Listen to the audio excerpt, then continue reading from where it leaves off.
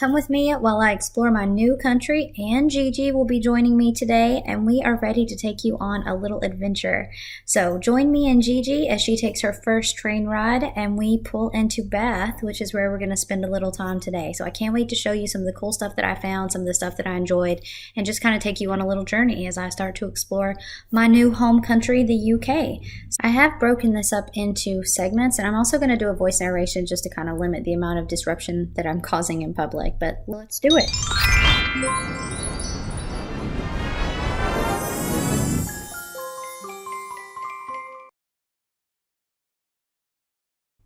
So the big draw to Bath for a lot of people would be the Roman baths. These were constructed around 70 AD, and they are absolutely huge and beautiful. So I've got a little bit of footage here of sort of their outside surrounding area. What I really want to highlight is the architecture, because you can definitely see the Roman influence. I've also got some pictures here that I took several years ago of the inside of the baths. But these draw so many visitors, and Bath is a very busy place with a lot of tourists, and they really are stunning and beautiful. And I would highly recommend, if you do make a trip to Bath, definitely make a special trip just to see these Roman baths, because they're incredible. But today, I kind of want to look for a little bit more niche things. So let's see what we can find in the general area. I wanted to also add that these Roman baths are right in the city center, so they're not difficult to get to. I mean, the entire city is kind of built around them, so they're just right there. So if you're in the city center of Bath, you kind of see this architecture everywhere. As I mentioned previously in other videos, I was a teacher of literature in higher education prior to moving to the UK. So it is going to be something that I always mention in my videos because it's an important part of my life and my academic focus. But let's talk about Mary Shelley first. So Mary Shelley lived in Bath for a while, and as you can see, Frankenstein was written on this spot. So what was her property has been demolished, and they've kind of put in the pump room many, many years ago. But there is also a Frankenstein Center. This is right down the street from the Jane Austen Center, and it's really awesome to see Mary Shelley get this love here in Bath. And personally, I first read Frankenstein in England when I did a little study abroad program in 2006, so many years ago. So that's kind of cool. Here is the Jane Austen Center. It is really cool. I didn't do this trip, but it's really cool, so definitely check that out. And let's talk about Jane Austen for a second. So she lived in Bath. I want to show you what I believe was her original residence, which is not where the center is. So this is based on my research. Please know that it could be wrong, but 25 Gay Street seems to be the property that she lived in. Austen also lived here at 4 Sydney Place, and there is a plaque commemorating this flat. I think this is a flat that she lived in, so that was pretty cool. I did not know there was another property associated with Austen. Here we have 35 St. James Place, where apparently Charles Dickens spent some time with his friend. I don't think he ever actually lived here, though.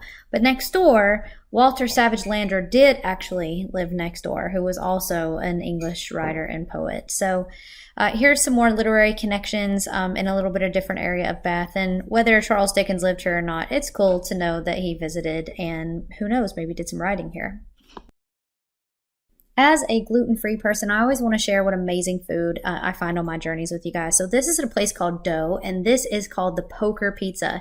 And each of these 4 sections are a different set of toppings, chef's choice. And I have to tell you, this pizza was amazing. Highly recommend.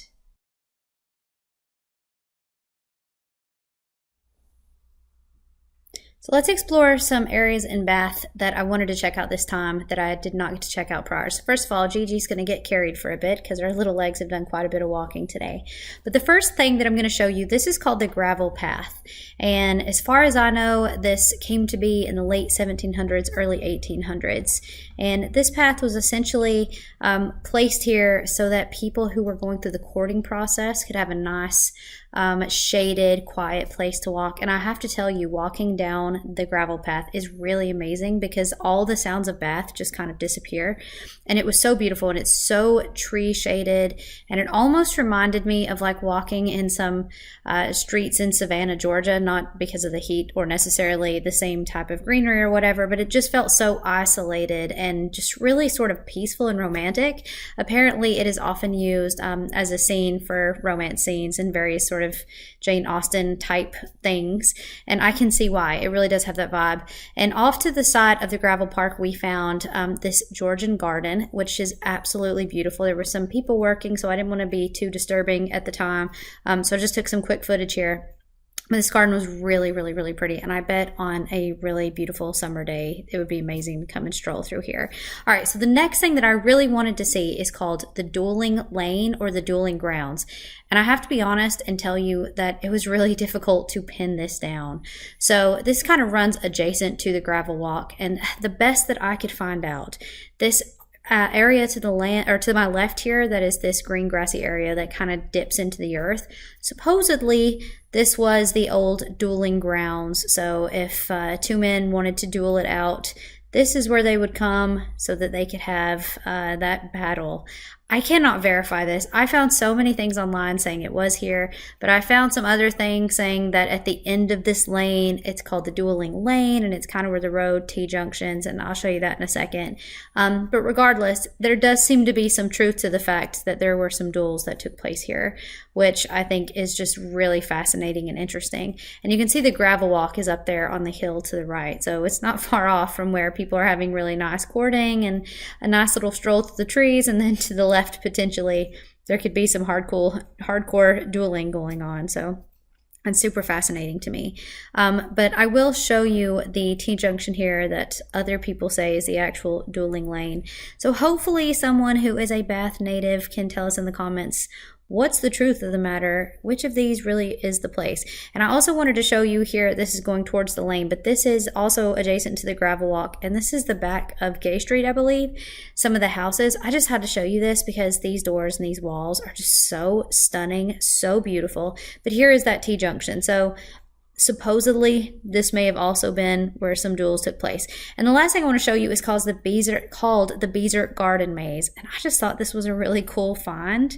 It's so interesting, and you know, we tried to take Gigi on a little walk to see what she thought of it, but it was just a really cool place. So I would definitely recommend that if you're in Bath, this is something that you might want to check out. All right, so let's talk about some pop culture highlights that I can share with you guys. So we will head there next. Okay, so here are a couple of cool pop culture callouts that I wanted to mention. So first we have One Royal Crescent, which many of you will recognize as the filming location for the exterior shots for the Featherington House in Bridgerton. Then we have the Holborn Museum, which is the filming location for Lady Danbury's house. I just had to show this because these two, there's so many filming locations here, but these two properties are just incredible. Finally, the band Tears for Fears started in Bath, and Kurt Smith, one of the founding members, grew up in this council estate in the Snow Hill area. So I also wanted to show that because that's a pretty cool nod to some pop culture. Okay, finally, a couple things that I want to definitely recommend you not miss. So the first thing is called Soto Soto, and it is an Italian restaurant that is amazing. And you actually eat in what, I've got some pictures here because it was closed, but like in the inside of like an underground cave. Really good Italian food. It's amazing. Definitely check it out. The next thing, which Bath is very famous for, is called the Sally Lunn bun. These buns that I had before I went gluten-free are just like these large, beautiful buns or tea cakes. I think I had mine covered in like some lemon topping or lemon curd. Oh my gosh, they were chef's kiss. Really amazing, really tasty. So definitely, if you can eat the gluten, highly recommend you check those out. The next thing, and unfortunately I only got this in portrait and I'm so sorry, but this bookshop is called Persephone's Books, and their whole goal is to maintain books written by women to keep them in published in print. So I picked up a book of poetry while I was there. Highly recommend you check it out. And finally, my last advice is to stroll by the river. They have a beautiful river walk. It goes on for quite a way, so you can get your exercise or jog in, but it is amazing. That is my exploration of Bath. So let me know in the comments down below what kind of videos you want to see, what you think of the content. I really hope to explore more towns and villages so that I can just explore my new country and check it all out and share my journeys with you guys. So let me know in the comments below, and I'll see you in my next one.